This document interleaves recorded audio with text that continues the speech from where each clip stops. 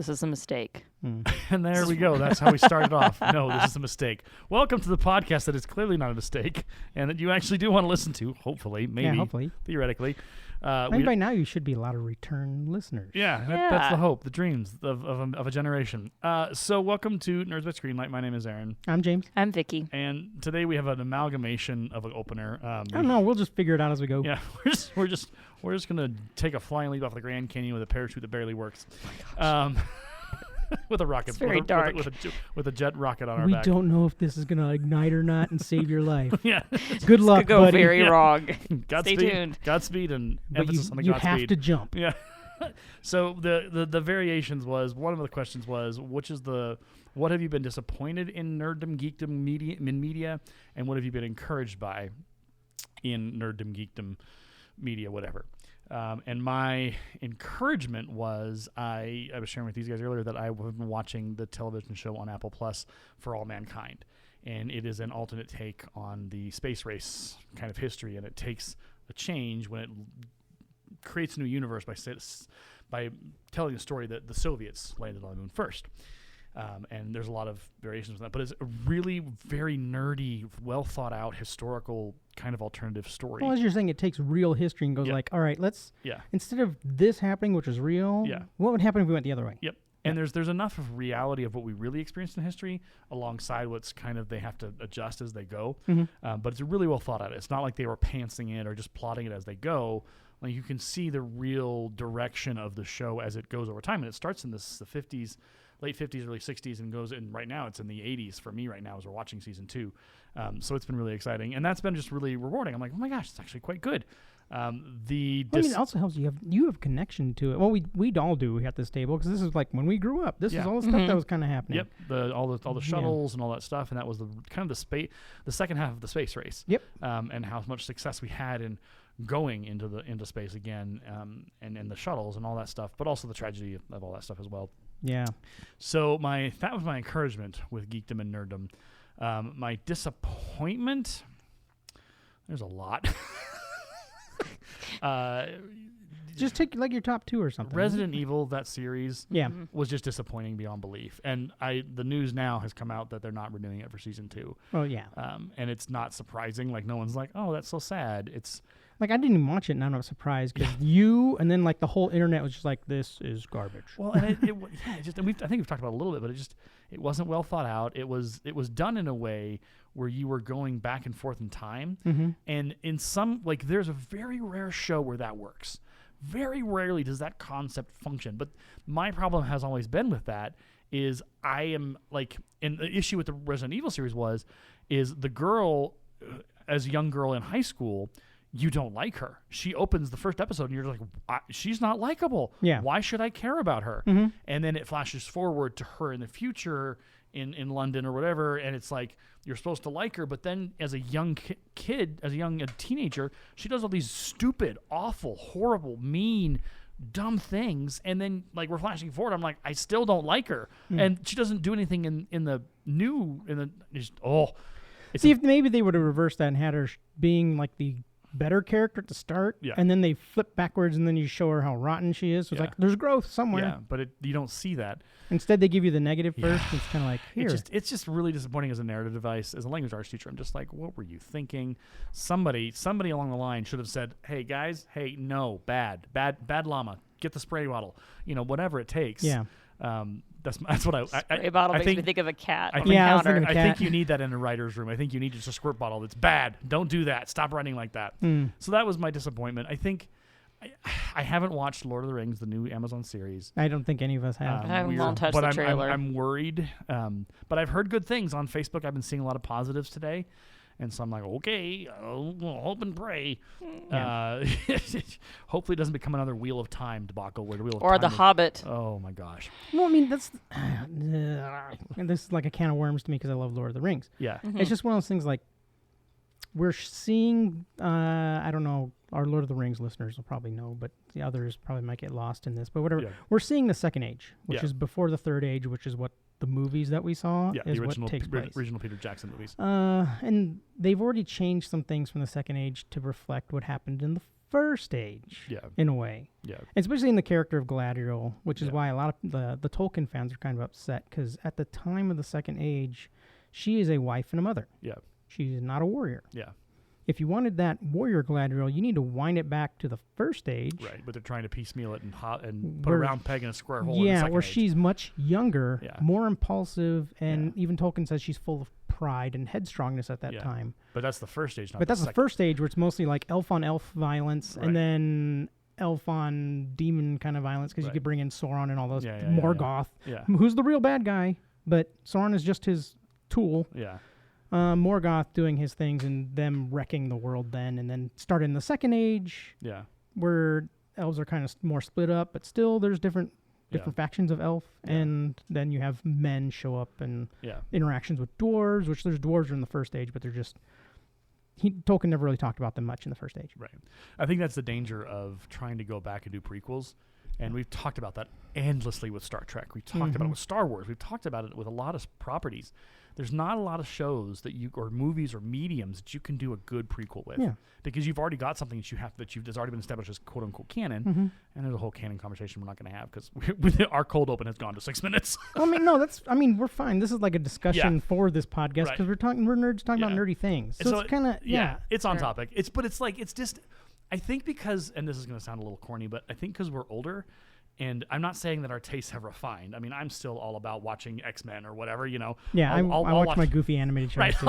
I'll watch my popcorn. I'm not claiming to be masterpiece theater. I'm just not even going to attempt to make that claim. Do that accent again. Masterpiece theater. Yeah, we both like Spaceballs and laugh at this movie. That's what we're talking about today. today. Which is basically like lowbrow humor. There's not a lot of intelligent life in Spaceballs. Yeah. It's like, you're not going to get an Academy Award for writing. Yeah, not everything has to be fine cutlets served on you. This is the beef Wellington, sir. Yeah. It's like, no. I just like a trashy, greasy burger, too. It's from Sonic or McDonald's or wherever. Yeah, whatever. I'll take it. I'll take a McDonald's. I'm happy with that. I'll eat that. Yeah, I don't need it to be. So that's one of the illnesses, which I think is like them taking on a subject and not honoring where it comes from. Yeah. And like this is the real origins of this character. Right. Like she in the Second Age, like Galadriel herself, is kind of like comes into power and becomes the lady we see in the Third Age by being not a warrior. Right. She's not a frontline fighter. Yeah. She's more of a how would you say, like a diplomat, like an administrator, almost? Administrator in a way, and rises that way in that direction. And she also builds her power that we see in the Third Age. Here's the thing I just thought about. Yeah, I guarantee you, if you walked into a proposal, into an office of some kind of director or whoever is at Amazon's like, we'd like to do a show with Galadriel as an administrator. They'd be like, give her a sword, please. Let her administer that way. Because that's the thing is, I think that's what everybody wants, like to reflect power and like ability, and like you have to have a violent character. And it's like, no. Yeah. She really got her power and her, like everybody came to respect her and treat her as the lady of Lothlorien because of her wisdom and her ability with like her elven magic, her intellect. Yeah. I mean, they talk about her beauty a lot. They usually throw that on a lot because she's probably the most beautiful person existing at that time. Right. But it's more than that. It's like her depth of intelligence and wisdom and everything that came with being the more impulsive person in the First Age. And then in the Second Age, she became, like I said, she was more the wife, mother, and became the lady in the Second Age. Yeah. That led us into the third, what we see in the third, where she's crazy powerful, but she's nothing compared to Sauron. That's why she's kind of like hiding and protecting her forest at that time until the ring gets destroyed, and then she goes out and does some stuff. I think it is really interesting when if we were to do a comparison, and we're just going to go with it for the moment because whatever. If you were to compare the arc of Lord of the Rings to the Star Wars kind of track that happened. So Lord of the Rings, obviously Peter Jackson's originals, like the three back to like, aside from my one complaint when Orlando Bloom's character, like, I don't even know the word is for it, but he snowboarded down. Oh, he skates on the shield down, shooting people. That, and also the scene where he like slides down the elephant trunk. Yeah. Like, I don't mind those. Those are the two moments where I'm just like, all right, Jackson, come on. But outside of that, I thought they were cool. They're three. That's Just fine. That's fine. Everything's fine. It's on fire. The bridge is on fire. We're crossing it. It's fine. But the point of it is that you look at that original trilogy and you take each piece of it and you go, you know what? Overall, 90% of it's fantastic. You look at the original Star Wars trilogy. 90%, even 95% is fantastic. There are always going to be those 5% of like, okay, blah, blah, blah. But then you look at what they did with Hobbit and the 3 Hobbit movies. And then you look at the prequels, or you even look at the new ones with Rian Johnson and what's his bucket, J.J. Abrams and all that. There's an interesting dynamic there. If you examine, you say, okay, well, they went and took Lord of the Rings with The Hobbit, and they basically did the prequel-ish kind of thing with Star Wars. Then they weren't satisfied with that. They went and did the next piece of the story, which is now the TV series. And you could compare that almost to the Rian Johnson and J.J. Abrams debacle that came out of those 3 new movies that we got, and just the narrative hot mess. It's almost, and this is not conspiracy theory. This is just a statement on the media and the Hollywood and the creatives and all that as a whole. Is we're not able to tell original new stories well, and we're not able to honor the original content, the original characters, the original story, the original depth, the original just the finesse that it had. And the same thing happened with Star Trek. I mean, we spent 4 episodes, didn't we? Yeah. 4 episodes, or 3 episodes actually. We didn't get to Voyage Home, but we spent 3 episodes literally comparing and contrasting the originals and the new. Yeah. And I came out of it going, oh my God, they're terrible. The new ones are bad. Like, oh my, why? Like, even like Star Trek, it was Beyond. I thought Beyond was all right. We sat here and talked about it, and I was like, oh dear God. Yeah, and how bad it was, right? I was just like, I was in the midst of the episode going, dang it, it's done. Like, but it's that weird moment of like sitting back and going, what has happened? Yeah. What is going on? Like, what is our media right now where it's kind of like, why are we lacking in original story? We have to go back to Lord of the Rings. They spent, was it like $1 billion on Lord of the Rings? Yeah. This is a huge project, which is why it looks amazing. Right. So that was what the idea was when they were like announced it. People were like, they're spending $1 billion on Lord of the Rings. Okay, then it's got to be good. And it's like, why would we spend $1 billion on a Lord of the Rings series that nobody asked for? No one was asking for this. No one was like, hey, we need more Lord of the Rings. Because it was like, Peter Jackson has told that story to death. We're done. Like, don't mess with perfection. Yeah, if it ain't broke, don't fix it. Yeah, it's the other thing is like, even if you're going to spend $1 billion on this project, $1 billion, the big B, right? If you're going to spend this type of money, why wouldn't you guarantee that you have access to the material that you're going to talk about? And they cut them off, which they didn't. Yeah, they only said you can only use a how do you say it? They can Similarian. Thank you. But they couldn't. I don't think they were allowed to use that. They were only allowed to use the Hobbit and Lord of the Rings books as their stuff source. They could have. They weren't allowed to touch any of that other stuff. So it was one of those things like, if you're going to spend this insane amount of money on this project, why wouldn't you go and guarantee that you can talk about the real stories or use those in? Yeah.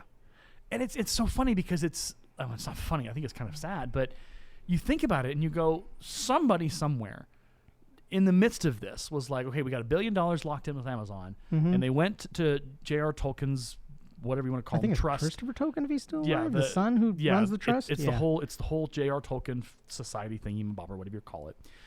And they say, no, you can only have access to this. Yeah. At that point, you should probably go, okay, we're not going to get it. Like, we can't, and you should have stepped back and gone, we've got $1 billion. Maybe we should bankroll something different. Yep. Maybe we should try to find a different property or make a property that we can spend this good money on and create something incredible versus trying to copy and paste over an amazing, the first movies and then sort of the lukewarm to train wrecky ones. But like, why would you think we need to keep going? Like, we're not going to get the content we need. We're only able, we have a very slim and narrow access. Yep. Why would you think that was a good idea? Like, why would you? And I wonder if it's just like someone up at the top was like, no, we're doing it. But hey, we don't get access to, I don't care, do it. Sir, nope, just do it. We said we were going to do it. And maybe that's what happened. Like, they're like, oh, we're going to do this project for Lord of the Rings. And Amazon's going to spend $1 billion, so get it done. Okay, well, we asked, and they only gave us this much. Well, we're still going to do it. But why? Because we said we're going to do it. Mm-hmm. Okay, but we're not going to have, it's going to be, I don't care, do it. Okay, here we go. Mm-hmm. But I don't know. I have no insight into this. I have no inside knowledge. I'm just a podcaster. Well, no, the thing is, it makes sense. It's like, why, if I'm going to talk about this period of time, Yeah. and this certain topics, Yeah. why? And all of a sudden, the guy that really owns the rights says, "No, you can't talk about it at all." Yeah. Why would I continue to want to talk about it? Yeah. Because the thing is, you saw like when they showed the trailers and stuff of like her just, I'm a warrior, or kind of like Princess Xena out there, kicking butt and everything else. I love that. The immediate 90s knee-jerk reaction reference, of the whole like Tolkien fan base was like, no. Yeah. I like the deep cut to Xena Warrior Princess, by the way. Thank you. Yes. Well, yeah. Lucy Lawless. Lucy Lawless. Well, because she was amazing. Yeah, she was legit. And Xena was great. She was. It was an amazing show. It's just one of those things where like you have the fan base that you're really hoping to hit. Yeah. The Tolkien fan. They're not going for that it. just are like, no. Yeah. The fans don't want it. Why are you doing it? But you steamroll ahead with it. Right. It's kind of like, why do we need this? Well, but I mean, by then they already shot footage, so it's probably too late to back out of that train. Yeah. Unless they do a massive amount of like reshoots and stuff. Right, but they're not. They've already spent. They're not going to do that. Yeah, it is what it is. Like the first 2 episodes are up. We haven't watched it yet. That's probably my next goal is to sit down and just be like, okay, let's do this. Yeah. And then I'll report back and go, well, and because I'll admit, I'll be honest to our fans, I am going to watch it. Yeah. And just to see what's there. Yeah. Not just to go off the knee-jerk reaction of what's out there right now. But I mean, if these points keep getting raised up, then they're valid points. Yeah. And it's interesting, I think, part of what the defense may be on this from folks is, well, this wasn't made for you. Yeah. This wasn't made for the Tolkien die hardcore fans and all that. And it's like, well, then who was it made for? Yeah. And what was the point? Yeah. Like, I mean, because you can always draw in a new audience. Yeah. The Peter Jackson movies just showed us those movies and only changed little bits of things in those original 3. Yeah. And still drew in a new audience. Well, I can remember like that. It's the same thing with like Harry Potter, the Lord of the Rings movies. The awareness of J.R. Tolkien and the universe exploded. Oh yeah, it was like people all of a sudden. It was the Tolkien revolution, and a renaissance within that, and within the J.R. Tolkien world, and the studying and the interest and the intrigue and the websites and everything. It became cool to be a nerd again. Yep. It's been cooler over the years, but those movies really amped it up, and it was like. And he respected the source material and told the story, and it was good, and it was quality. And then he went and did The Hobbit. We're not going to talk about the day. Well, the thing is, that's The Hobbit. I don't really blame him. Yeah. He came in to try and save the project. Yeah. After the studio saw, what was it? Guillermo del Toro was the first one. Oh, that's right. That was doing it, and he came in and saw what was being left behind because del Toro was having, like, I guess, fights with the studio over what he wanted to do, and the studio wouldn't let him, and so it became like a huge kind of like argument between them, and things were frozen for a long time. Right. And they were like, well, we have all this stuff, all this extra footage. Yeah. We need to make something of it because we put this much money forward. And then there was negotiations with Jackson to get it started, and that took a long time because Jackson was like, I don't really want to touch it. Right. Because he didn't feel like, no, I don't want to do it. Yeah. And then he finally said, fine, I'll come in because I love the Tolkien universe and world so much. Yeah. And then he finally stepped into it and kind of looked at it and was just like, ooh. And so he did his best with what he had. Right. And what the studio gave him money and time to do. Yeah. Because they didn't give him extra time. Yeah. It was still kind of like, all right, the time is still ticking. You guys, you lost like a year and a half. You need to have these done in a year. Or something like that. It was ridiculous. And it was kind of like, and that's why you saw like really bad CGI done. Some scenes that are just really, really ham-fisted and stuff. It's kind of like, so it's like, I can't blame Peter Jackson. If they would have given him, say, like... the control he had in the original. Yeah, the control he had in the original, we're like, all right, we're going to scrap like 80% of this. We're going back to practical effects stuff that we did in the original.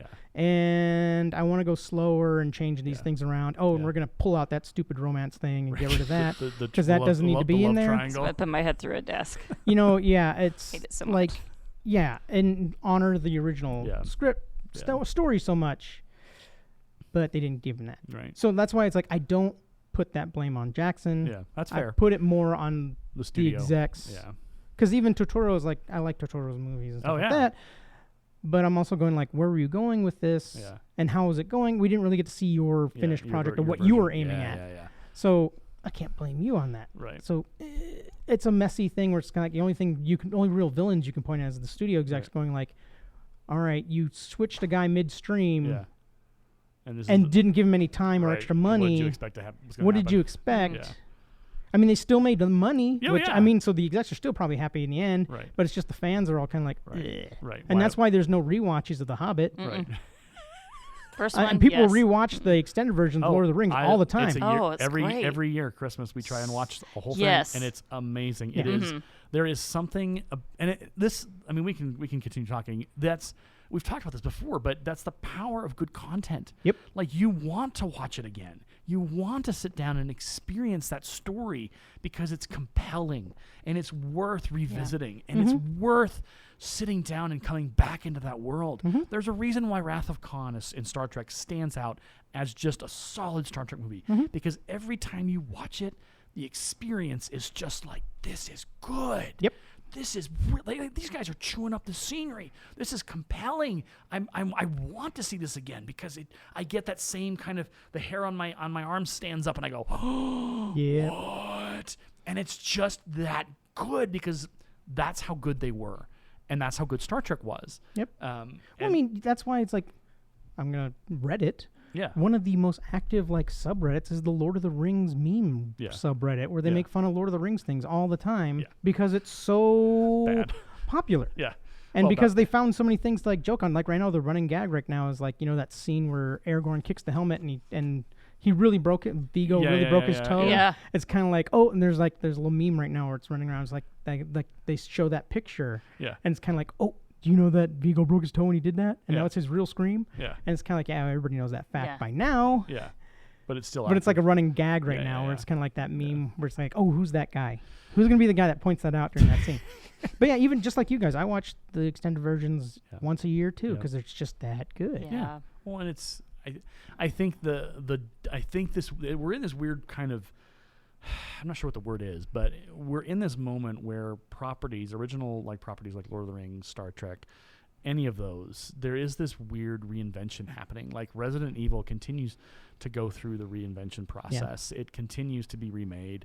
And we've seen original content. We've seen original, like For All Mankind. But to your point, you were talking earlier, it's only on Apple Plus. Yep. It is an incredible television Oh, series. this is a point we didn't talk on the podcast, but this is at breakfast. Yeah, We so were breakfast, discussing I was stuff. talking about For All Mankind, and James was like, "Oh my gosh, that sounds amazing!" But it's on an absurdly, like, Apple Plus is not small, but not a lot of people have Apple Plus. They don't think that's where I go to my content. It's Amazon, Netflix, maybe Hulu, maybe HBO Max now. HBO Max now, which eventually HBO Max and Discovery will be the one together in some. I don't even know. Which is a good move in my brain. Right? Yeah, because they're both good networks. They just smash them together. Smash them together. It's like as they should. Right. Like too many streaming services out there.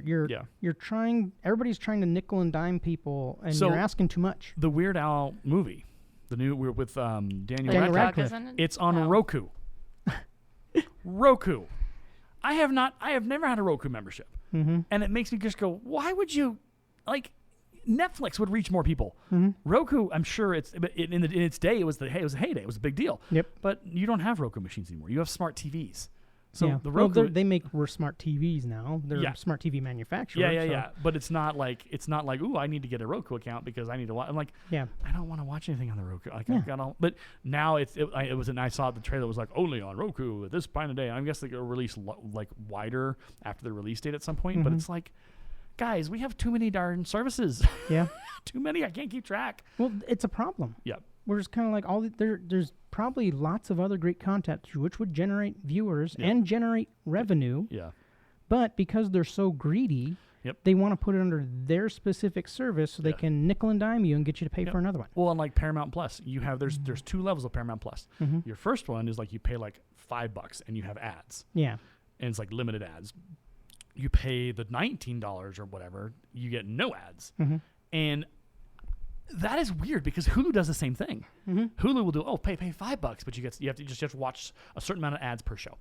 I'm like, I'm paying you money, and so then you have to pay like the $20 to get rid of the ads because that's their tier service, and it's just like we don't have a Hulu account anymore. Yeah, never because right watch now it anyway. it's basically like, I'm just paying for regular TV and now. so it was the same thing with Paramount Plus. Like I got a Paramount Plus membership because I wanted to watch Strange New Worlds. There's Star Trek on Paramount Plus. Yeah. But like, if I wanted to watch Yellowstone, that television series with Kevin Costner, I've heard good things. it's I've heard not. good things It's too. not on Paramount Plus. It's on Peacock. I've been hearing more about that So one. you have to use the Peacock membership to get access to that show, even though they share Paramount Plus and Peacock share. It's just this. It's like it's teasing you. I feel like they're teasing you. So, this on Hulu. No, it's not. Yeah. You got to do. Oh, that's the first step. Yeah. Here's the second one. It's over here. So it's anyway that. Just like on Amazon Prime, if you go on Amazon Prime to watch anything now, you'll see that they have like streaming partnerships with all these other sub-streaming things. And it's kind of like, no, stop. Yeah, I don't want to watch. I don't need. This is not piecemeal. Give me it all or give me nothing. Like that's what I'm gonna. And that's what we're at. We've had that point where we've canceled some memberships. I think it's probably This thing is like why my viewership on a lot of things has started to die down because it's like. I don't inflation want rates to are bad enough. Yeah, and inflation right now is bad enough to make everything more expensive. But it's also just like I don't want to spend money for 5 different streaming services and still need a 6th and a 7th. Right. To access that one show that I wanted to watch because, oh my gosh. Yeah, just to pay for one show. So it's like, all right, should I wait for them to get finished, get the free month, binge watch the one show, and then kill the membership? Yeah. Is that what we need to start doing? Yeah, I don't know. What they'll probably do is they'll probably build in like a minimum of a year where you have to like pay and they lock you in. They say you can't, if you cancel, you're still paying, or we'll charge you a cancellation fee. And if you cancel in your free month, we're going to charge you for the month. Yeah, just like y'all. Anyway. I mean, but it's just I don't know. I don't know what the solution is because it's just like the cable wars of old. Yeah, just revamped onto the internet. Right. Yeah, where it's kind of like it would have been better if we would have just maybe stuck to Hulu and Netflix only, and then everybody else just jumped on board and take their slice of the pie. Yep. Still, everybody's gonna make money. Here's an interesting thing. I would, and this is gonna sound really crazy, I would pay $50 for Netflix if everything was in there. If you gave me every Discovery, HBO Max, if you gave me all that product in Netflix, I'll pay, like, put it all in one place. Yeah. I'll pay you, like, I'll pay the $50 because then again, we're now back to the cable bill. Yeah, and you're paying a cable bill. And so basically it's just like, look, you can either do one or the other, but this whole piecemeal thing, people are going to get frustrated. They're going to like quit. They're going to, where is everything? Yeah, keeping it all organized. And they're going to be like, we're done. We're cutting the cable. We're cutting the cord. We're cutting the streaming because it's not worth it. We'll do something else with our lives because we found out during COVID that we can do other things aside from watch TV. We can do play video games. We can do family time. We can build models like I have been. Right. We can go out and walk and take a walk in the sunshine, and we can do things in our lives. So anyway, it's a weird time to be a nerd and geek because there's so many cool things, but there's also just a plenty of stuff where you're just like, what were you thinking?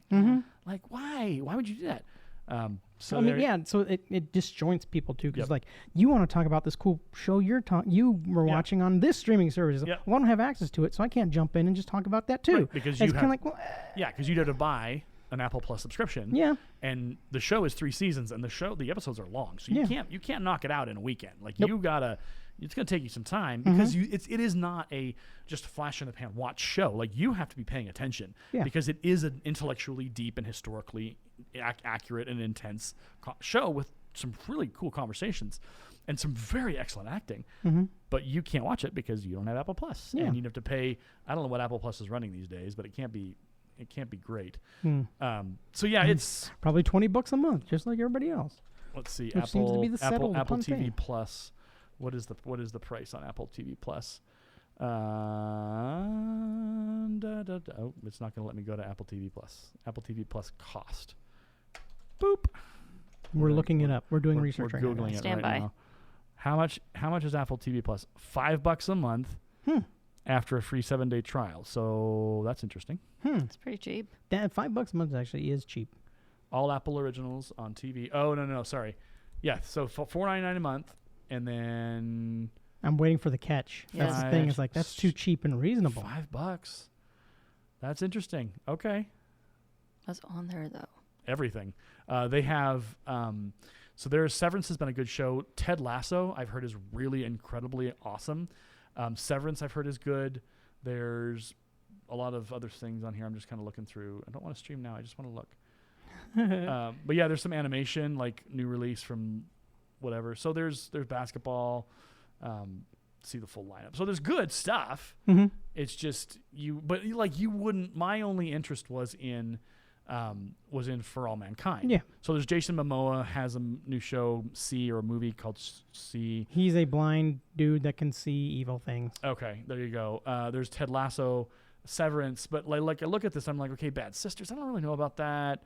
Like Surfside Girls. Okay, 5 Days of Memorial. there's nothing here. Is the lineup packed with like garbage? Yeah, it's not or like filler. It's not. Yeah, there's filler in there, and that's the thing is like, and this is what Netflix has struggled with to kind of bring this full circle. Is they recently started just canceling projects like crazy because they're like, no one's like, we're spending so much money on these projects and no one's watching them, or they don't want to because it's preachy or it's whatever, and so it's just hot garbage. We shoveled out something really quick. Right. It's like the Lifetime movie model or holiday movie model. Like you just keep shoveling out Christmas movies, and that's what you're known for. But eventually, like, and then it has become a joke. It became a meme in the last couple of years where people are just like, okay, what's the movie now? What's the theme? Yeah, it's like, okay, girl from the big city, she's going to the small town, and the small town's going to change. There's a YouTube family I love who's done a couple parodies on this. Yeah. It's great. There is one of the episodes or one of the shows where the girl is from, and I noticed this on Twitter. It's been a couple of years, but like she lives in Littleton, and her sister or whatever lives in like downtown Denver Inglewood or something. Yeah, like Inglewood or something. Yeah. And she's like, "Oh, I'm going to Inglewood for the holidays," and it's like this huge distance from like Littleton to when we really know that's like it's 20 minutes. Yeah, it's a 20-minute drive. And we're just like, people are just like, "What? It'll be fine. What is happening? What are you doing?" And so people from Denver were just like, "You've got to be kidding me!" Yeah. But that's like what people see when they think about, I gotta cross Talk town. about Littleton. It's like this quaint little small town. It's yeah, not it's anymore. Like, no. What are you talking about? That's a huge area of Denver. Yeah, it's fantastic. I just kind of laughed at it when I saw it. It was a couple years ago. All right, so. But yeah, I don't know, man. What does the future hold? And the question is, and the answer is, I don't know either. Yeah. Because, like. We need more original creators. Well, and like Lost in Space, we were talking about that earlier. The Lost in Space television show was based off of the 60s show. Yep. And it had elements of it, but there was moments in that show in that first and second season where like you threw in the towel after the first season. Mm-hmm. You're like, I'm done. And I barely made it through second season before I pressed on in the third season.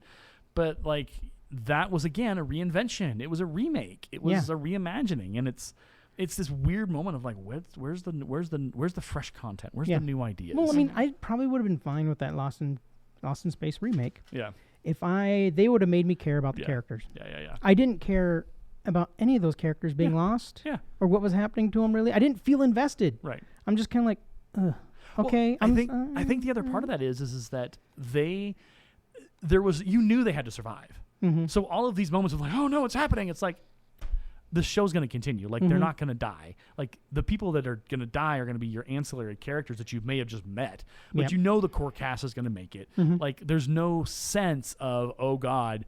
Like they're separate later in the show in the seasons. They do get separated, and so there is some drama there where they kind of finally figured out, okay, we have to actually have some kind of skin in this game. Yeah, and it that helped, but then it also again it separates the family, and the show is the best when they're all together, and then when they're separated, you have stories that you just again don't start not caring about. Yeah, because now it's like, okay, well, where's the real depth to these characters? And it's kind of meh. Yeah. So it's I don't know. Maybe there were probably people who are listening. Probably some of them could accuse us of being old and cantankerous and cranky. But I've watched. I know what good movies and good stuff looks like. I know what good content looks like. I know what good dialogue. I know what good story. I know what good characters are. I know what compelling looks like. And I'm not seeing a lot of it. Well, the thing is, as you start consuming stuff, it's like you will get hooked and like stories that are new and fresh and whatever to you. Yeah. But then as you keep watching the same things over and over in different forms, you learn that all these tropes, all these things, they're similar and it's not that exciting. Yeah.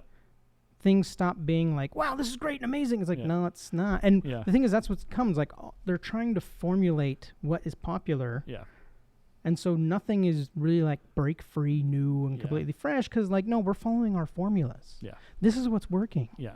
That's why, like, even in anime, which is like Japanese animation shows, whatever, you run across the same tropes over and over and over again because they figured out what's popular with people, so they're just going to keep feeding you that garbage. Yep. So this is what they're doing recently, where it's like, we figured out what people like, so here's the same old trash. Yeah. Keep eating it up. Yeah. And it's like, no, this is not good. No. This is not healthy for the brain either. Well, so what's interesting is, on the other side of that, John Wick is now up to 4 movies. Mm-hmm. And they get better, and they're explosive, violent fun, but they are like people. It's a rare circumstance where a movie that and an actor and stuff, people wanted, we're actually getting. Yep. People are like, oh my gosh, this is what we wanted. We wanted John Wick. We want this character who is compelling, who is whatever. And I'm worried that it's going to turn into the Liam Neeson Taken series, where it just became more absurd with each episode. Yeah. Or each I mean, because movie. you have to admit, each John Wick movie does get kind of a little more absurd, and a little more absurd. It's still a little fun, more absurd, though, but I it's think. still fun. And I think that's the thing is that as long as it keeps that fun, that's why John Wick is surviving. It doesn't take itself that seriously. But it's also like John Wick. There's never been a movie like John Wick-ish. I mean, there's been ish, but not as good. And Keanu Reeves and the people around him in that movie make it compelling. They make it interesting because you're like, oh, what's he going to do now? Hopefully it doesn't become the way like every Steven Seagal movie was and became just disappointment after disappointment. Well, Steven Seagal ended up being crazy anyway, so it's kind of like... He's a little bonkers. But, you know, he had a career. Yeah, like it's weird. His rise to stardom is so weird. You guys should actually just go read up on it. It is actually crazy how he got there. It's mostly just one guy convinced of certain facts, and then just people around him going like, "Yeah," instead of actually thinking about what he just said. Yeah. Oh boy. And it is absolutely crazy. So hero worship in one. All right. Well, let's. We've made it 36 minutes with our cold open. My gosh. Conversation. Well, yeah, in case you do want to hear the crazy backstory of Steven Seagal, there's a podcast called The Dollop, and they do like a 4-parter on him. And each episode is like an hour plus long. All right. And they dissect of where he came from and the stuff that happened to him to make him... and it is absolutely crazy. Yeah. And so I'll recommend that. Okay. If you're curious about Steven Seagal. That's fair. All right, well, we are going to play our intro music half an hour into the program because that's what we should probably do. When we come back, we'll probably talk a little Spaceballs. We might flit around a little bit. But welcome to kind of the what's the word for it? Smorgasbord. There we go. Yeah. That's what we're calling it. Here on Nerds Best Greenlight, we'll be right back after our theme song plays. Get nerdy with me. Talk nerdy to me. Get nerdy with me. All I really need for you to do is just please I can stop. talk to me. Talk nerdy to me.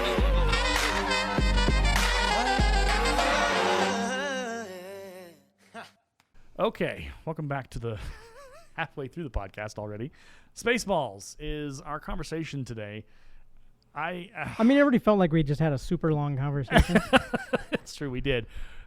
You know, it's like, and we could just analyze and talk about why Spaceballs and why, like, we could talk about Mel Brooks as a whole. Yeah. The beauty of Mel Brooks and his shows and his movies is it is irreverent.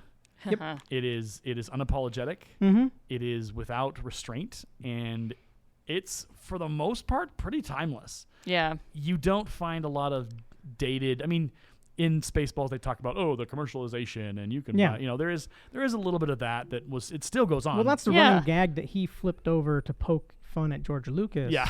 Because like this is one of those things. It's like it's a like kind of like a fact, I guess, whatever. When Mel Brooks does like a Weird Al Yankovic kind of thing. If he's gonna poke fun at you or make some sort of fun, you usually go to the source and be like, "Is this okay?" Yeah. So he did that with George Lucas, and George Lucas just like laughed at it and thought it was funny, but he said, "Sure, but you can't put any merchandise out there because he was protecting his merchandising." So Mel Brooks said, said, "No t-shirts. Fine, I'm gonna make fun of that in my movie." Yeah. So that's why it's like you have like when Genius. you meet Yogurt. Yeah. And he's like, merchandising, and he has like Spaceballs the flamethrower and all this kind of stuff. That's him just making fun of George Lucas. And that's why you also have that scene with Dark Helmet playing with the dolls, the action figures, because that's what he did. And the other thing is like he wasn't allowed Mel Brooks wanted to have Lone Star dressed up like Han Solo. Yeah. But Lucas was really protective of that image because of one of the major characters. Yeah. Can't do that. Yeah. So Mel Brooks immediately made him Indiana Jones.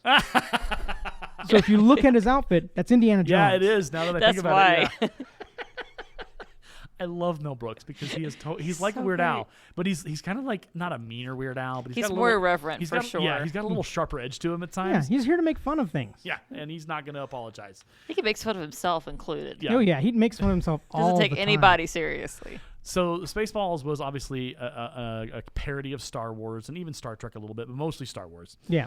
And it is just every moment of this movie is fantastic. From combing the desert. Did you think The you took him comb, too literally. Yeah, a the comb. little combs. We can't gonna repeat take that line forever. here, but it's great. Yeah. Yeah, it's every part of this movie is just it's very funny and it's very topical, and it's what you need to watch when you need to kind of laugh a lot. Mm-hmm. One of my other favorite Mel Brooks movies is Young Frankenstein. Yeah. It's just I haven't seen that one all the way through. I think we saw the tail end together, and I was shrieking with laughter. So I need to see the whole thing. Yeah. Robin Hood Men in Tights is my favorite. Yeah, Robin Hood Men in Tights and Blazing Saddles. Blazing Saddles it's a mature one. It Yeah. requires we won't be able to talk about that. Yeah, we particular won't be able movie. to talk about that movie on the podcast. Nope. Unfortunately. But it is. I would love to, but no. Nope.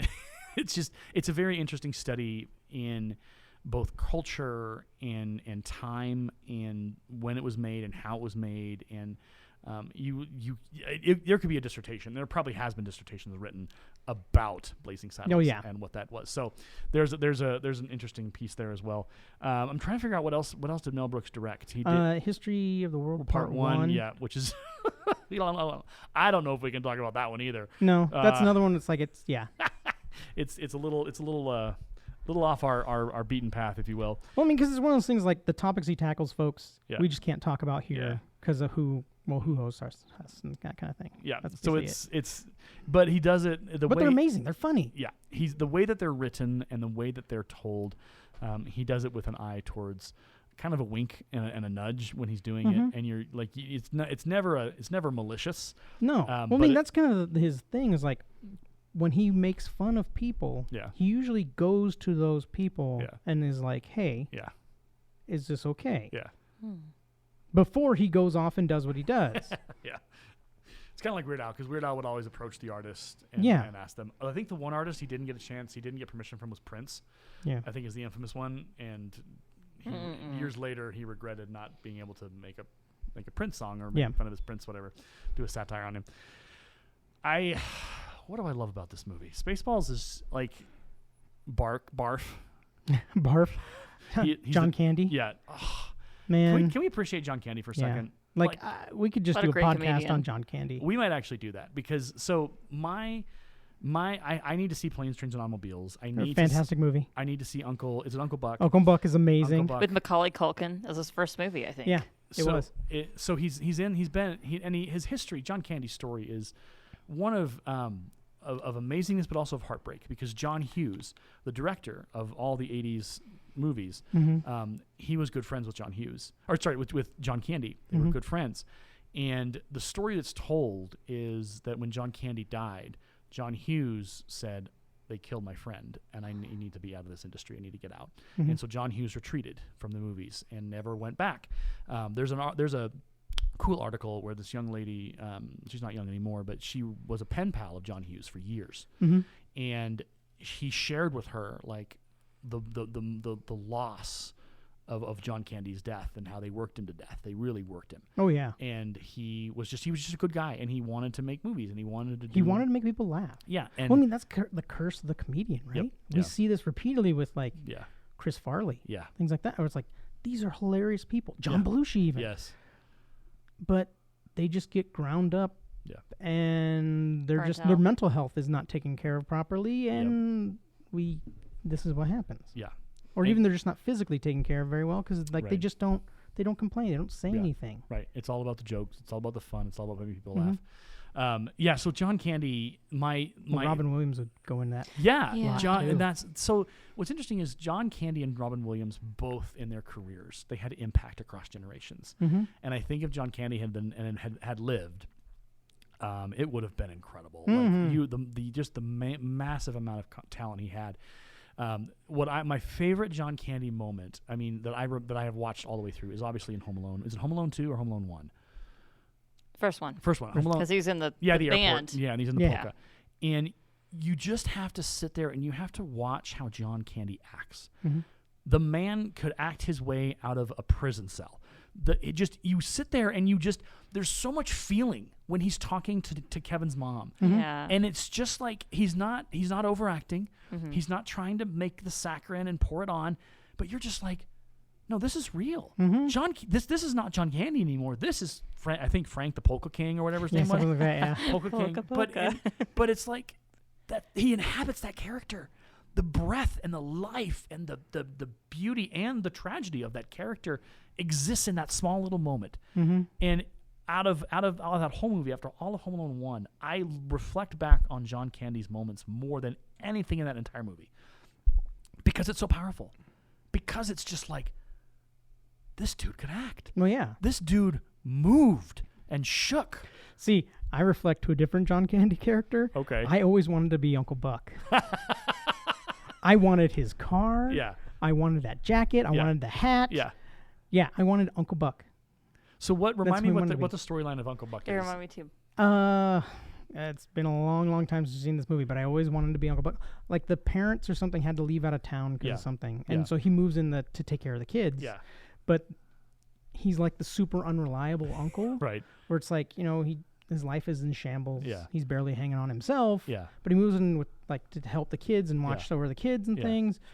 And through that, like he takes care of the kids in his own really unique way. Right. And they like it kind of like it puts the shine on the characters. They know he's got a really good soul and a good heart inside of him. Yeah. And that's why you know he's that important. And he's gonna help and take care of these kids and like comfort them in like their dark moments, especially like the daughter figure who he has. Like they just fight right out the bat. Yeah.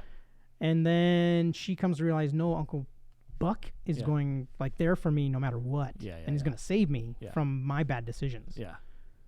So it's like a really, really good like heartfelt movie. It's kind of like you just see this guy is like, yeah, he's got nothing. Yeah. But he's gonna turn it around and do his best for everybody else around him. And it's funny, but it's also got really, really good heart into that whole movie. Well, and I think even John Candy in Blues Brothers. Oh yeah. Absolutely. Like he's a side character.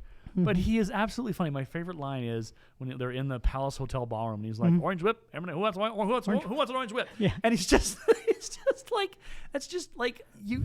It's such a simple moment, but we got flies in our studio. Yeah, sorry. apparently. I was just trying to get rid of James one. is flailing around at his station. I was wondering if he was signaling. No, I like Danger got Will really close Robinson. to my left eye, so I'm just like, no. We're gonna have to employ some fly swatters apparently in our studio. I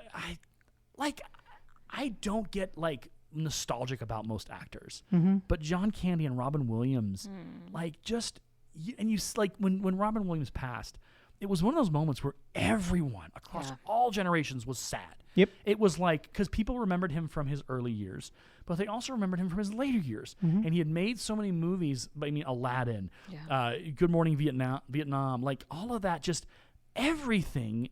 He was in Patch Adams, What Dreams May Come, Mrs. Doubtfire, Bicentennial Man. Like the dude was visible. Yep. And people knew him. And he impacted so many people's lives. Yeah.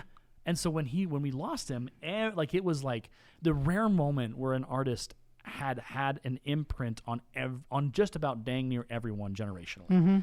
And for me, like that's what I think about with John Candy. I think he died before I was born, but I look back at his life and I'm like, when he passed, that must have been a punch to people because that's just how good he was. Well, that's the thing is, I had a feeling too is like, I don't think we got to see all of his stuff. No. Like, Robin Williams lasted much longer. Yes. Than others, but so it was like it felt like he was kind of on. John Candy was still kind of on his rise, still doing stuff, and coming back into the light, and then bam, and it's kind of like no, Well, even Cool Runnings, okay, Cool Runnings, one of the greatest Disney movies of all time.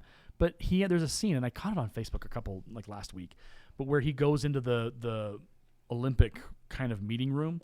And he's like, you need to let our boys play. And they're like, rah, rah. And he's like, look, you know what happened 10 years ago. You know what happened. I know what happened. Don't take it out on me. Blah, blah, blah, blah.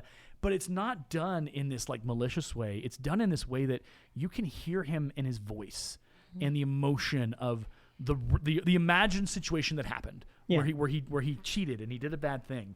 And he like, again, it's no longer John Candy. Yeah. That's the coach of the of the Jamaican bobsled team. Yep. I believe it. It's him. There's no question. I mean, it is in the body of John Candy. Yeah. But that is the creation of what the character was, and I just like that has me nostalgic to go watch some old John Candy movies and just appreciate because you don't get a lot of guys like that as actors who are good at that kind of comedy and are able to maintain it and not become a joke and not become a punchline. Because you have a lot of comedy actors in this day and age who are like, God love Adam Sandler, but it's just it used to be a thing, but it now, used to be good, and then what happened? he just kind of. I think it's that idea that you just keep making sequels and you keep getting your paycheck and whatever else. I can't think of the last comedy movie that I watched, to be honest. I'm trying to think. None of us are coming up with anything. No, not off the bat. What no. about? I don't know if it really counts. The one with Ryan Reynolds. Oh, the video game. New Guy. Oh, I haven't Did that watched count it. as comedy? It's actually that was really good. So New Guy is a computer game kind of game movie, but it makes fun of like NPCs and it's actually surprisingly solid. It's very good. Like I would watch it again. It's that like, but that's what, like a month ago, 2 months ago. Yeah, that's the last time I watched a comedy. Like comedies are not that great because I have to be honest. It's like I'm soured on most like yeah new media. Yeah, because everything right now is hype. Yeah. So they build you up beforehand and get you all running in the same direction that this is going to be the this is going to be the next greatest thing, next greatest thing, next thing. And you go watch it, and you're like, and it's like, oh, not even at the reviews, just watch the thing yourself, and you're just like, ugh. Yeah. Why was this hyped? Yeah. Why? And then they immediately those things disappear, and then it's like immediately jump on the next hype train to hype up the next thing and be like, oh, this is the next generation little thing. This is gonna be and bleh. And so it's like I've stopped caring about that kind of stuff. So there's a game series called Saints Row. We won't go into the details of the game series because I know it's crazy. It's What's interesting is that exact thing happened. So they released a new Saints Row game, and it has been just a disaster. It has been it is at times unplayable. The bugs are incredibly insane, but it was hyped. This is the next Saints Row. This is the big thing. And that hype train failed. It's the same thing with like Cyberpunk 2077. Yep. I was so sad on that one. I think that was the last big burn for me because like I played the tabletop RPG. I was super hyped. I was like, yes, they're going to bring this world into the like game world. I'll be able to run around. It's bad. I haven't gone back and played it. I still own it, and I haven't gone back. I'm at that point where I go into the elevator and it starts the end game, and I have no motivation to finish it because I'm just like, I don't really care. I don't. You've messed with me so many times. But yeah, so like Saints Row has been just demolished on YouTube. It's that hype train. Oh, Saints Row is the next big thing. Same thing with Starfield. Starfield is coming. Bethesda's going to be the next great thing from Bethesda. And it's like the last time you did this was Fallout 76. We all knew how that goes. That was an absolute nightmare. It was bad. And yeah, now it's 5 years later and it's functional, but it took 5 years for it to be functional, sir. Todd Howard. Yeah, it's really bad. And the thing is, that's what they're doing with everything nowadays. They'll just hype something, hype. And what we get doesn't match that. Right. And then it's like, oh, well, you have to, and I've seen this on Steam reviews, and I've seen this. Oh, you just have to let the game develop. I'm like, the game was already developed. You put it out for $60. So this is another thing. Did you ever play Last of Us Part 1 or the Last of Us original computer game? So they released a remaster / I don't know what they're calling it. Well, I didn't play the original one. Okay. I played the one with everything in it that was the first remaster. Okay. And that was really, really good. Yes. And now I know they have this new remastered master or whatever. So it's $70. Ugh. It's like $60-$70. And I've been watching reviews of it. And people have been talking about like there's the mechanics that were in The Last of Us Part 2. They didn't add any of it in. They didn't add the things that they developed. So what they're saying is like it's basically a copy and paste job with better graphics and some additional gameplay options, but not enough to be like, yeah, you should pay $60 for this last final remaster, reimagination, whatever you want to call it. Yeah. And it's disappointing because they're like, yeah, usually Naughty Dog puts out good stuff. Yep. Now, Last of Us Part 2, notwithstanding, I have one of my own opinions on that. But like the mechanics of the game were an improvement on the original. People really liked how you could do cooler things in Part 2 that you weren't able to do in Part 1. Yeah. But it's 2022. And those elements that were in Part 2 would not have been hard to have transfer and translate into the remaster for Part 1. Yeah. And what people are upset about is it's a cash grab. Yeah. You could sell this thing for cheaper. It's because there's no new content. There's no new storylines. It's just the original game remastered in prettier and more whatever. Yeah. And that's the thing is it's hyped. Oh, it's the Last of Us remaster. Hype. People are like, okay, whatever. Same thing with The Sims. Sims 4 has had a lot of additions. Hype. It's gonna be amazing. Game's broken. Well, isn't there like also to get access to like stuff they had baseline in Sims 3, you have to spend like like $250 bucks. Yeah, the expansion just packs. to get those basic stuff that you had available in Sims 3 at the start. If you want to talk about Sims 4 right now, the expansion packs, the amount of money you have to spend to get up to date on the expansion packs. Yeah. We've talked about this on the County Gamer podcast. It's upwards of $120, $140 on top of the already $40 you're paying for the game. Yeah, no, and it's the same thing that's happening with like Crusader Kings 3. There are now game packs that are coming out that are $30, and it's like the content that's being offered is not enough to validate dropping $30. Yeah. It's also Paradox, how Paradox works. Paradox has done DLCs for a long time, and people put up with it because it's been quality.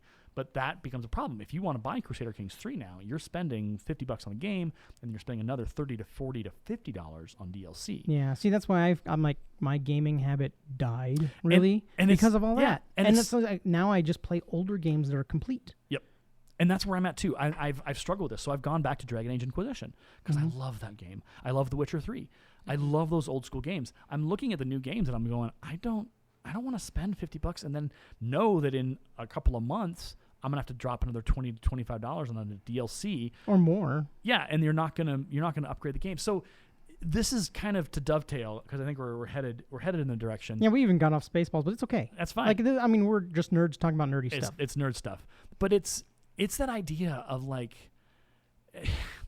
money is the value in this nerd world. You and the up and coming. So there's been mention of this in a lot of what you see in a lot of game writing and movie writing is they call it the Marvel phenomenon with quipping. The quippy Marvel kind of the little dialogue. Like one-liner kind of. Yeah, the dialogue. Yeah. And it's started.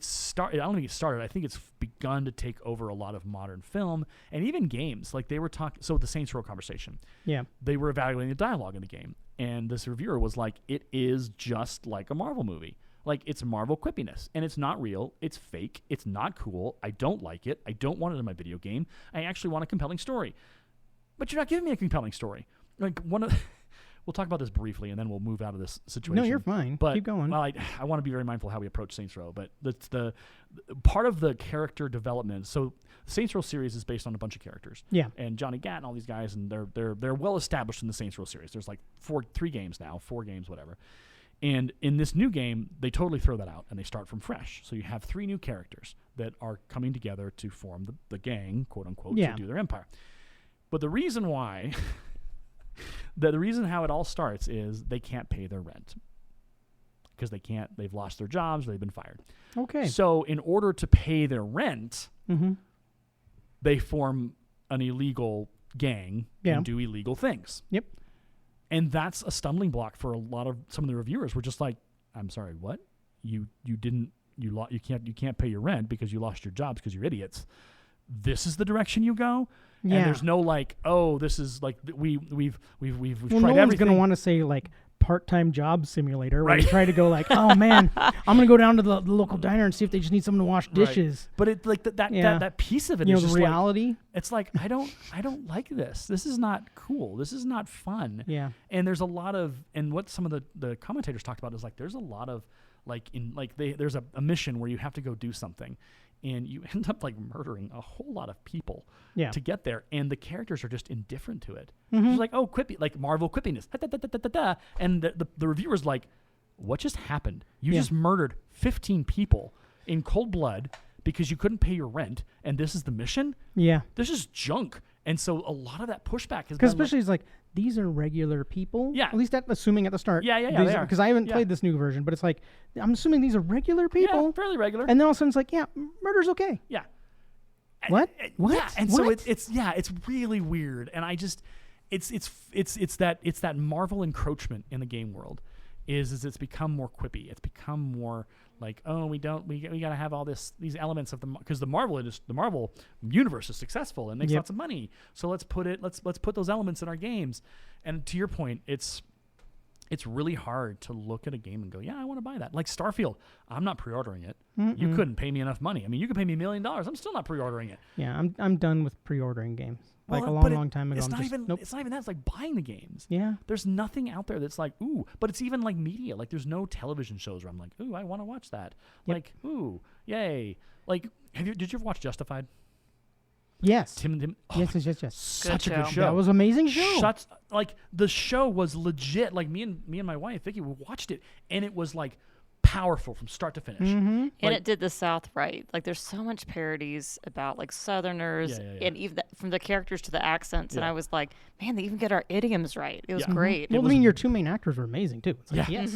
That Walter Goggins and Timothy Oliphant. Yeah. Just and even the supporting cast was just like everything was perfect. My favorite character is he's one of the sidekicks in the marshal office or whatever. His name is Tim, and he's like, I don't miss. Yeah. And he's like, I'm terrible at cards. I can't carry a tune. I can't dance. I don't miss. And it's just like this, like, he's not trying to be Arnold Schwarzenegger, but he's just like, let me tell you something. I don't miss. And he doesn't, but he's not like proud of himself. He's just like, no, I need to tell you this. Like, and his interactions with the characters, like him and Raylan, who is Timothy Oliphant, their back and forth is like, it's picture perfect. I would love to go back and watch that show. Yeah. But the new stuff, there's not. Like they're talking about doing a new part of that series where they're going to set it in Detroit and everything, and I'm fingers are crossed that it'll be great. But like I can't remember the last television show aside from For All Mankind where I was like, ooh, I want to watch this. Like Lock and Key on Netflix, I made it like 3 episodes. Okay.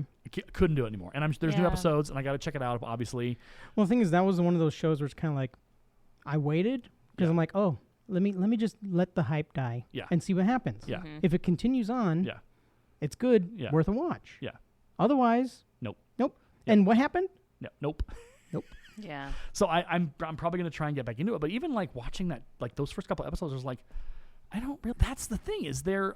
I guarantee you, if I went on Netflix right now, I can't do it because the network won't let me. But if I scrolled through the shows, I could tell you like, nope. Don't have an interest. Don't want to do that. Why that? And some of the Netflix stuff is like inside a murderer's mind, and I'm like, no, it's because there's that. I would call it there is a rise in people getting really, really interested in true crime. Yes. Yeah. Which is driving all that. Yes. But it still really hasn't hit like the super mainstream, but it's kind of, there's a swell of that. Yeah. So people are paying attention and getting more interested in true crime. But here's your point from earlier. It all follows the same formula. Oh, yeah. And there's only so much I can watch of something like that before I'm just like, I don't like this anymore. Yeah. This is uncomfortable. We've watched some. Like there was one with like, I don't know, they were former gangsters or something. They bought like all these crazy boats. Yeah, there was a Russian mafia situation, and it was pretty. I think I know which one. Yeah, you're talking about. It was really cool because it was very insightful.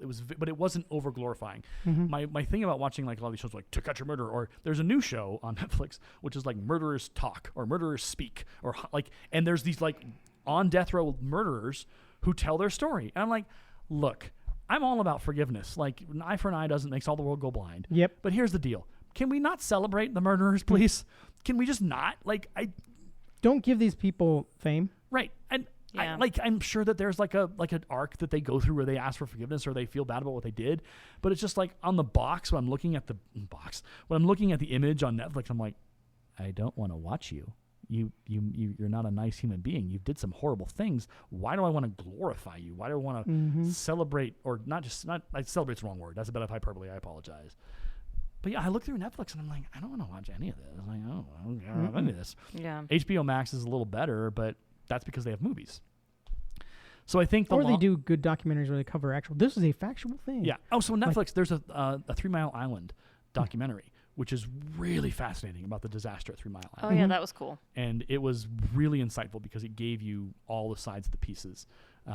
There's a Woodstock 99, which talks about Woodstock. I heard that one was really crazy. It's really dark and really interesting. It is. It'll get you mad. I'll never listen to Limp Bizkit again. Oh my gosh, yeah, Fred Durst, not good. Bad human being. But like, that's compelling, right? But that's a limited series. Yeah. You're only going to get 4 or 5 episodes out of a documentary like that. But there's not a television show where I'm like, ooh, I want to watch that. Like For All Mankind is the latest. Yeah. But that's not a regular TV show. No, it's on Apple Plus. Like you have to have access to that to watch it. Like think about it for a second. You in our past, in our movie, in our TV, whatever you call it, mythology of the United States, we've had Cheers, we've had MASH, we've had Frasier, we've had some incredibly long-lasting television shows. Like, what happened to those? Why don't we have that show that's like, you have to watch Cheers tonight? It's that good. Like, even we talk about Friends, like the Friends phenomenon all those years. Yeah. Friday night was the night to watch. Like, you watched must-see TV. Like, Mad About You was must-see TV. What happened to that? What happened to must-see TV? Is it because we've gone to streaming and there's so much content out there you can't keep it straight? Probably, yeah. And you could be watching a great show right now, but you can't figure out which one it is because there's 16,000 options right now, and who knows if it's actually a good television series or And then not. you try to bring it up to people, and they have no idea what you're talking about. Yeah. Because it's shoved into some weird corner out there. Right, and you can't get to it because you don't have a login, because you've got other logins that you're paying for, because nothing's cheap anymore. Yeah. But yeah, I remember growing up and people loving Cheers. Yeah. And it was basically on like every TV. Yeah, it was in reruns. It was in syndication. It's a good show. It is legitimately that, and MASH.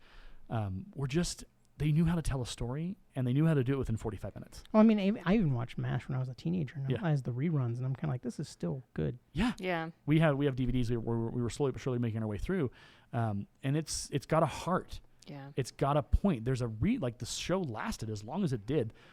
We have friends who've named their dogs after characters recently. That's the power of the show.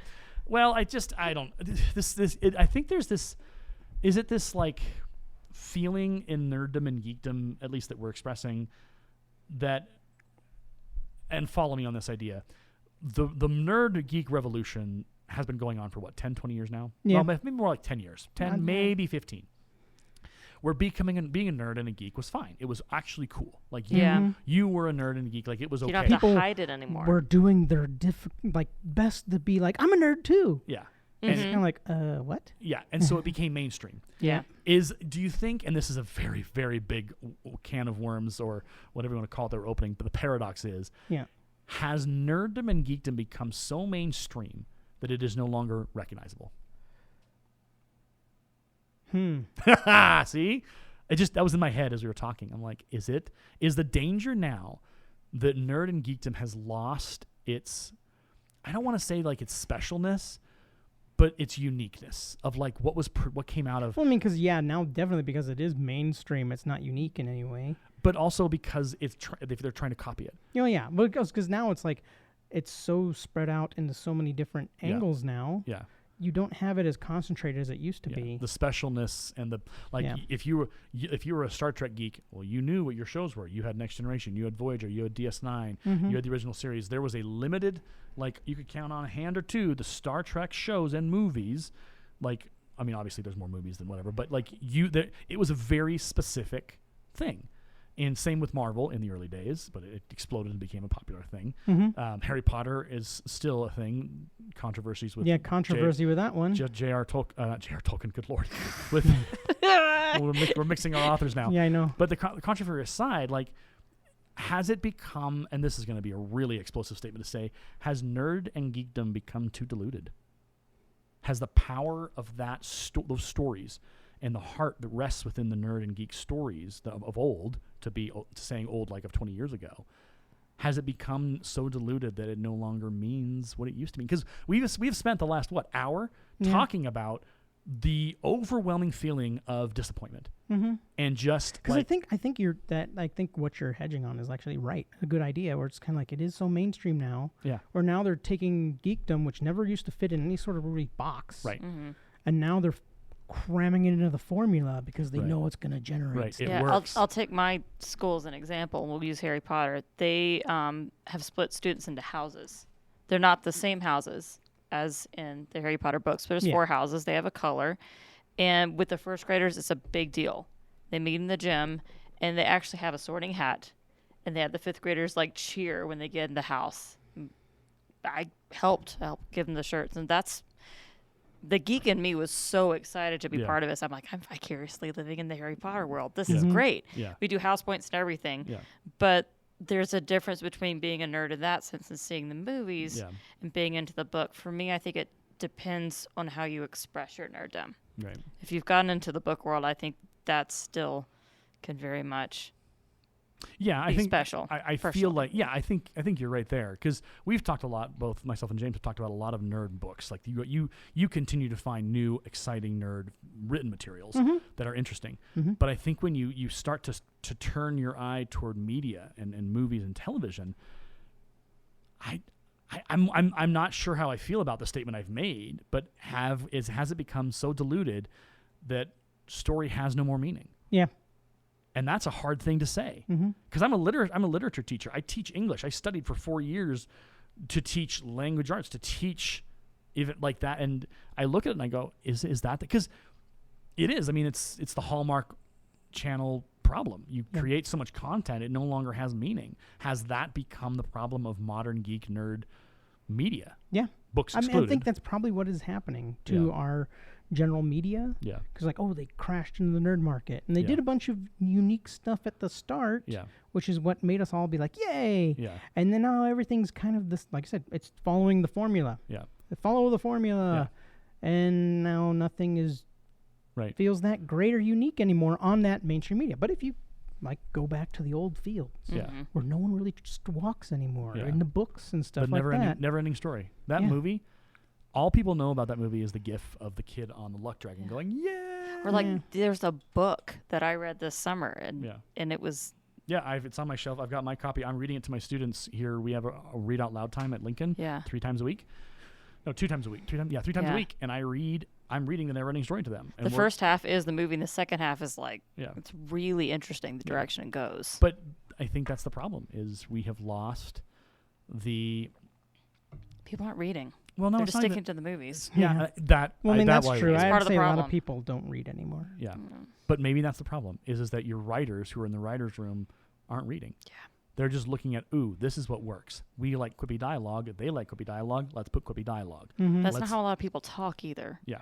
But it sounds cool. But here's the thing, it only sounds we cool. need high action. Let's get some high action. Yeah, let's put an action scene in there. Yeah. Well, like the Daredevil that was on Netflix, Matt Murphy, and he was the scene in the hallway. Yep. Where Daredevil just do, and it's beautifully filmed. Oh yeah, it's a single take, I believe, too. Yeah.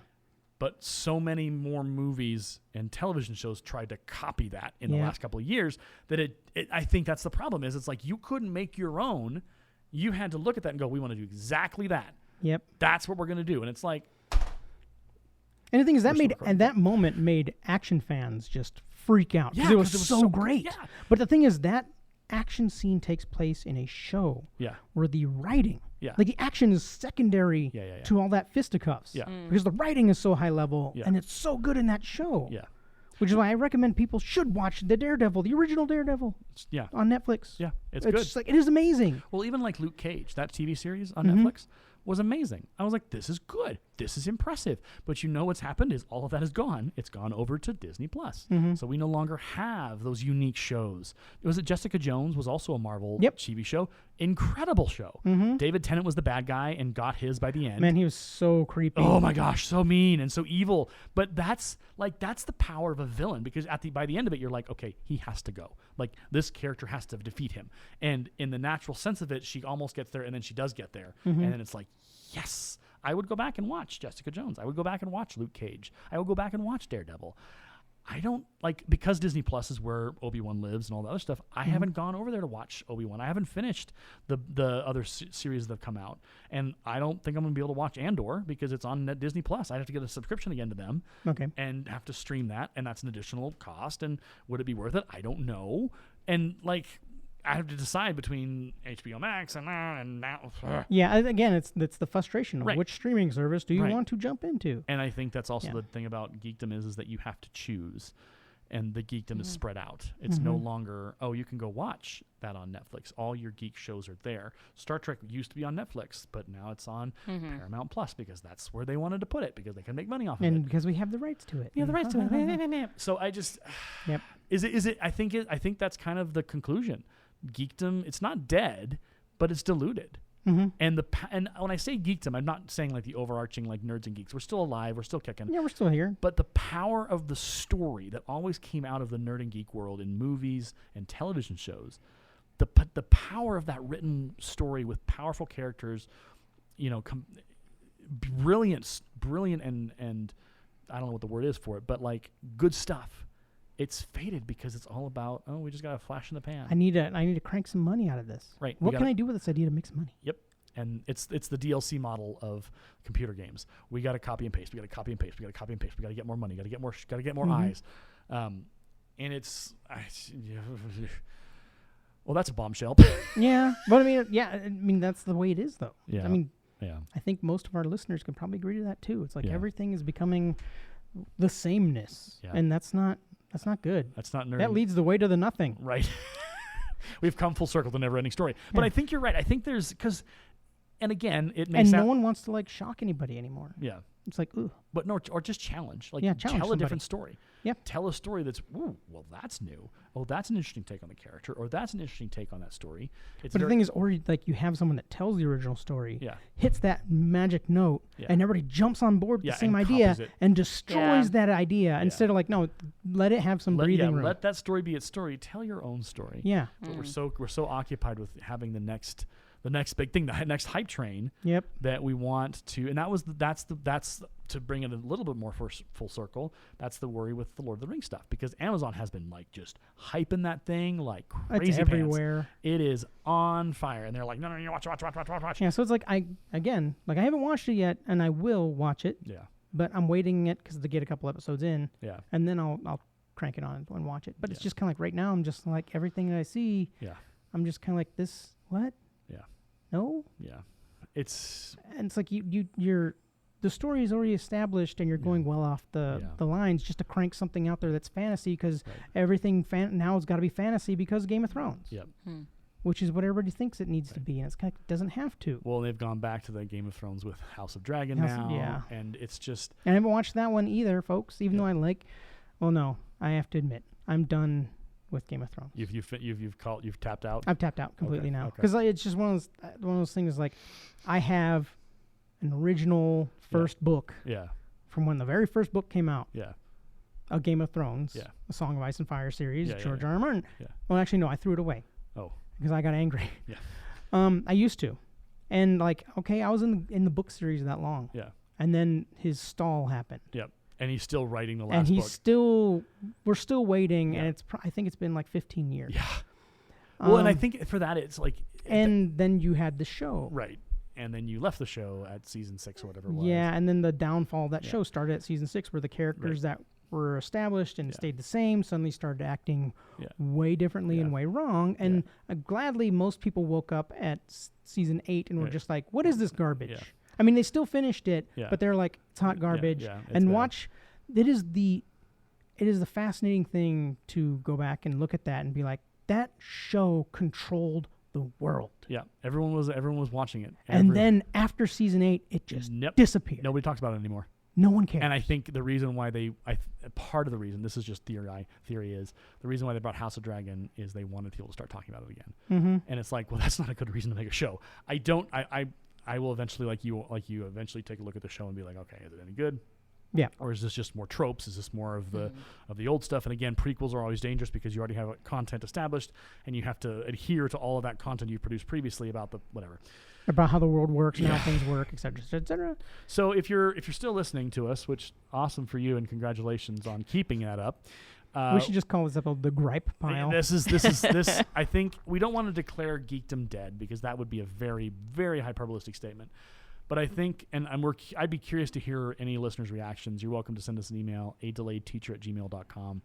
Do you think, at least TV show and movie-wise, do you think geekdom is diluted? Do you think the uniqueness that powered geekdom and nerd content for so long, as far back as the 60s with Star Trek and all those shows, has it become a situation where the unique stories that were told, and the strong stories and the compelling stories that were told, we've lost? Because we're not talking about books, folks. Nope. That field has remained the same. TVs but we're and talking movies. more like media, the things you're seeing. Yep. Has that lost its luster? Is it now just a cheap imitation? Is it a puppet on a string? And that is a hard thing to swallow. I mean, I've been a nerd and a geek. I'm 40 now, so I probably started when I was like 10 years old. So 30 years I have been a nerd and a geek. My first episode of Star Trek was in The Next Generation, and I started watching and consuming and reading And it's a weird time to sit back and think about the question we're positing is the dream over?